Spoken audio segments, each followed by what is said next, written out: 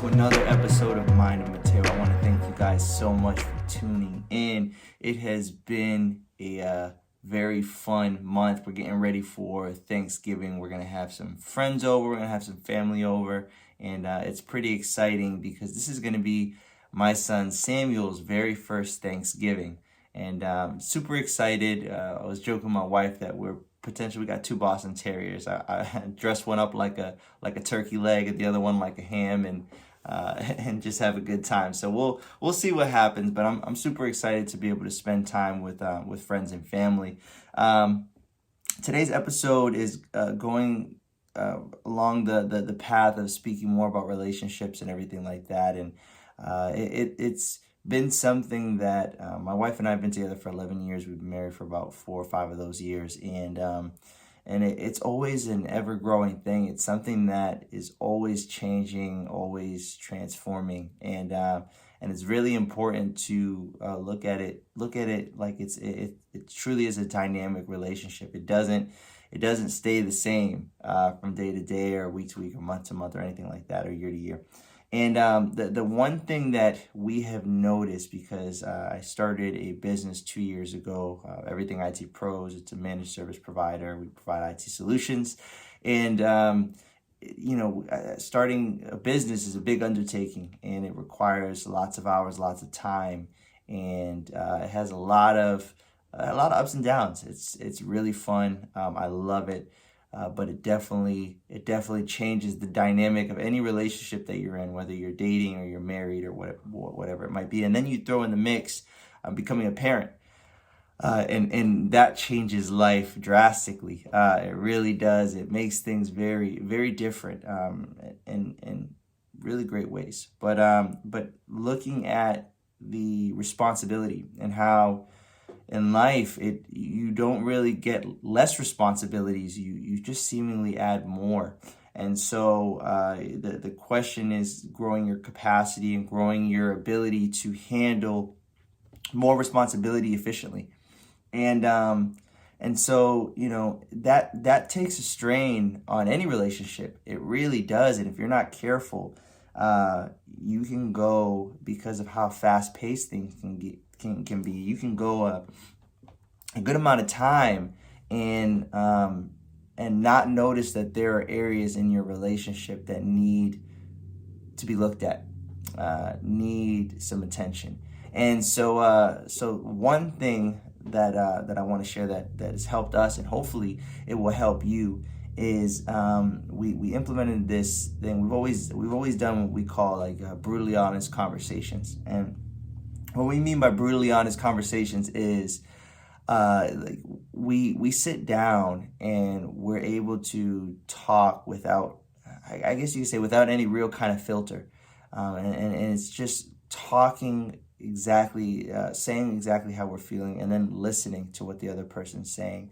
And we do this because it's a way for us to have a space where we can really say what's truly bothering us, or what we're truly kind of maybe feeling a bit of anxiety about, or whatever it might be, without having to worry about the emotional backlash, without worrying about this person getting mad or hurt or whatever it might be. It's a place where the goal is to grow together. The goal is to share and I guess you could say it's a form of intimacy, but being able to share with each other what is going on in our heads, and being able to know, not having to play the mental gymnastics of, oh, how is he feeling, or how is she feeling, or is this what they meant by this? Is that what they meant by that? No, we just cut to the chase. This is exactly what it is that I'm feeling. It may not even make sense why I'm feeling the way that I'm feeling, but this is the way that I'm feeling,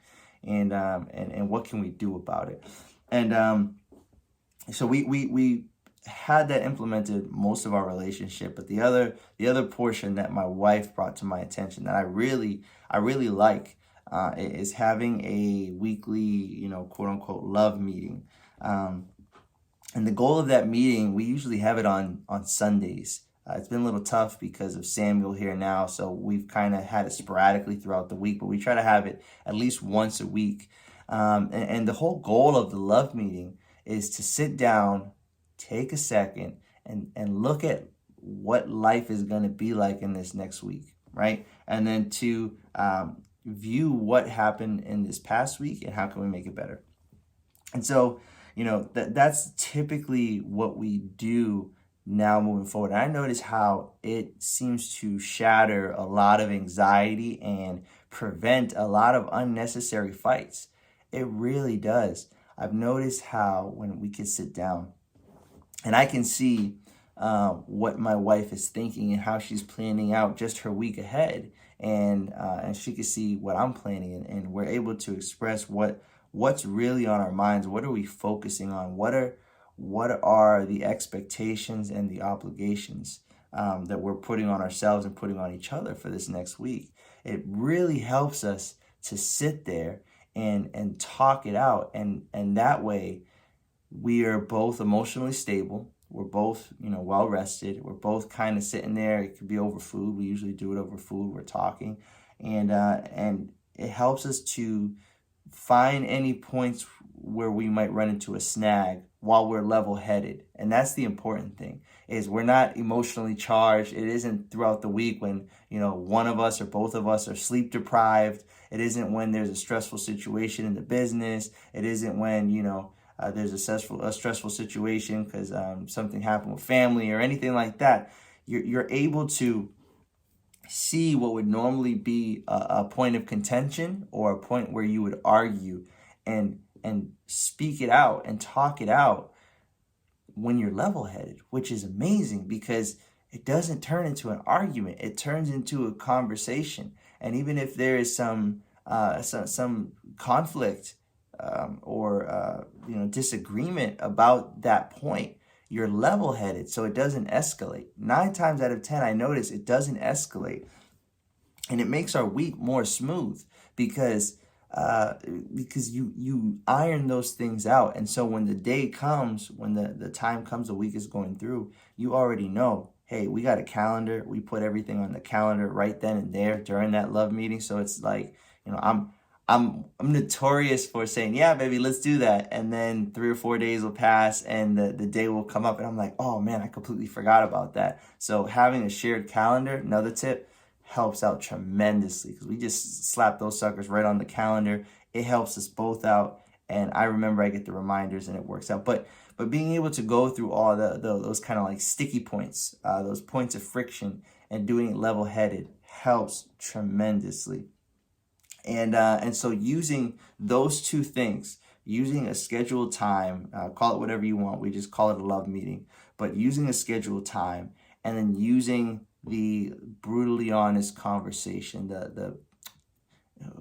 you always say things out of love, and the goal is never to alienate or to hurt anyone or to gotcha or win the conversation or anything like that. What I mean by brutally honest is just you just gotta say what you feel, and the understanding is you have to have an understanding. Don't try and do this just, hey, I'm gonna have a brutally honest conversation with my loved one and they have no idea what the heck it is. Don't do that because it won't end up well. But have a brutally honest conversation in the sense of, we're gonna set aside our emotions right now. Any kind of emotional reaction or backlash, you don't have to worry about that. So you can actually say what it is that you're feeling deep down inside, that thing that's worried you.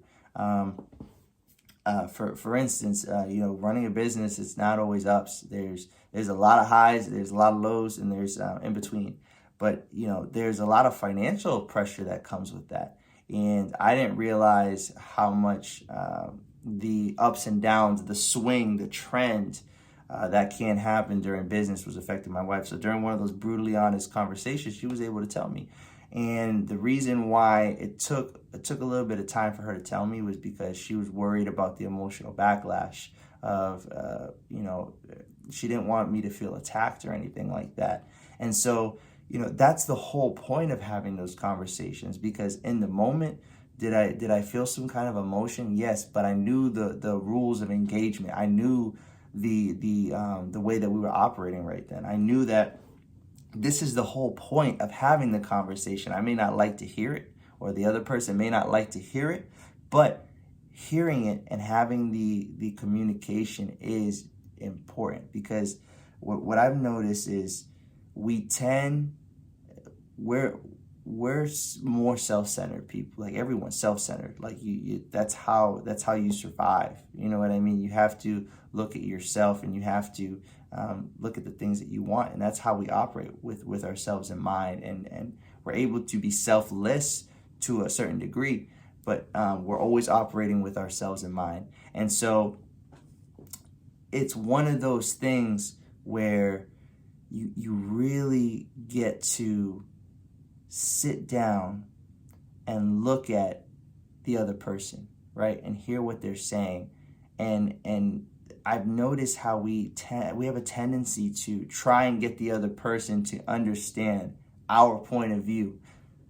And what I've learned that has helped out tremendously for me and for my wife is, it's not about trying to get the other person to understand your point of view, because you're assuming that you're right, and you're assuming that that's what the other person wants. And there's this woman that we see, she's awesome. For our couples, we do some couples counseling just to kind of keep things tuned up, and I do personal counseling. My wife does personal counseling. It's awesome. I strongly suggest it, highly recommend it to everyone. It just helps keep you on track, if you know what I mean. But the one thing she said is, you gotta understand if you're operating as a parent, if you're operating, if you are treating someone like you're interacting with someone like a parent, if you're interacting with someone like a child, or if you're treating somebody like an adult. And I never really thought of it like that. It's helped out in my relationship tremendously, because when you're talking like a parent, you're teaching, and you're putting yourself in a position of power over somebody, because you're the authority. And so you don't want to come into a conversation where you are talking to your spouse as a parent, where you're not, I guess you could say, talking down, but you're trying to teach them something. You are not treating them so much as an equal. And that's a recipe for disaster, because the other person feels, they don't feel validated, they don't feel like they're respected, right? And in the same sense, you don't want to come at it like a child. Like, you don't want to talk to your significant other like you're a child talking to your parent, because you don't show, there's no confidence in that situation. But you really need to talk to each other as two adults, as two people that have different ideas, different ways of doing things. They think differently, and you're not trying to coerce them into doing things the way that you want it done. You're discussing and having an open conversation, having a brutally honest conversation, and you are figuring out how to move forward together. That's really what it comes down to. And you may be right, they may be right in certain situations, and there may be discussions of what needs to happen. But I've noticed that in my relationship, keeping that model in mind of the parent, the child, and the adult, and always trying to treat my wife like an adult, not trying to parent her, not trying to make her feel less than or anything like that, has helped, even though I don't mean to. That's quite honestly, it's not like you do this meaning to do something like that. But you never really, life moves fast. Sometimes you don't see how you're handling situations and how it can make the other person feel, especially when you've been with someone for over a decade. Sometimes you make assumptions and expectations, and it's really detrimental to any relationship. And so I would say, if I were in my shoes earlier on, I would wish to give myself this advice, which is schedule a love meeting, whatever you want to call it. Do it once a week if possible, maybe more, maybe less, depends on your relationship, but do it frequently and have brutally honest conversations, and make sure each person knows what that means, and you're playing by the same rules, where you can discuss things with transparency, without worrying about emotional backlash, without worrying about getting reprimanded for saying something, right? and be honest with each other, and try to operate within the guidelines of two adults trying to communicate and figure things out together. You're not trying to win the conversation. You're not trying to win any kind of battle or anything, because when you try to win, when you're in a situation where there's a winner, there's always a loser. And you don't want to make your significant other the loser. But I hope that's helped. I love y'all, and until the next time.